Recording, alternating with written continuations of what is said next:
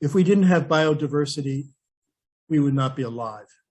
We lose biodiversity, we become extinct. No question about it. We exist. We are part of the community of nature. The more I studied indigenous traditions, I found that the Hebrew prophets and Jesus were very close to what indigenous people were like. Indigenous Hebrew or Jewish peasants understood the land as grace, a gift given to them. They could not sell the land. It could be dispossessed if they borrowed monies against the temple, and the repossession for not paying the loan was sell your children into slavery, we'll collect the monies from that, or we seize your land, and that was the only reason they could seize land. And that was sold to Roman plantations and the wealthy aristocracy in both Judea and Galilee and Samaria.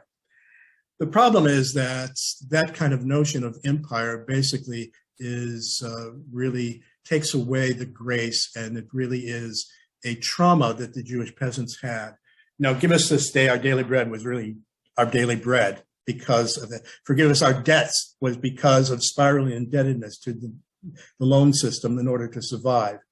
And very similar to our own consumerist society, too. That's the history we come out of, and it's a history that is still present. I have to say that if you're not aware of the Indigenous Environmental Network, you should subscribe to that.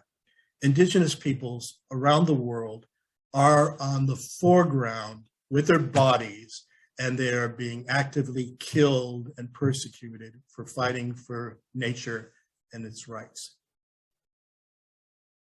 Rob Nixon has a book on basically it's called Slow Violence, and it details in many of the developing countries and indigenous struggles against modernization, building of dams, the exploitation of oil companies to get the oil out of the Gulf of Nigeria, and the killing of folks and martyring them. If you do a study, you'll pull up at least probably 1,500 names of people who have been killed that are recognizable as Earth martyrs. We should celebrate Earth Day as also Earth martyrs is true. Indigenous peoples are keenly aware that living with nature, they find spirit there.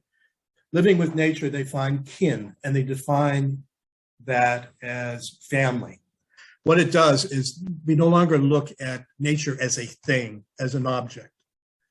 Nature has a subjectivity, and that is really becoming apparent both in the philosophical science as well as spiritual point of views, that we have to connect with that.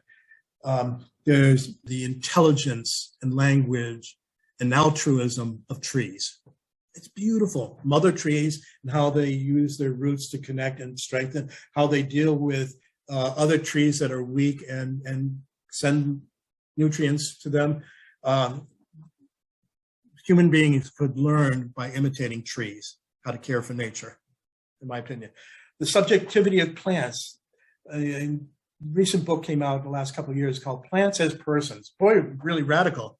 But it also builds on indigenous peoples who see that family members is nature.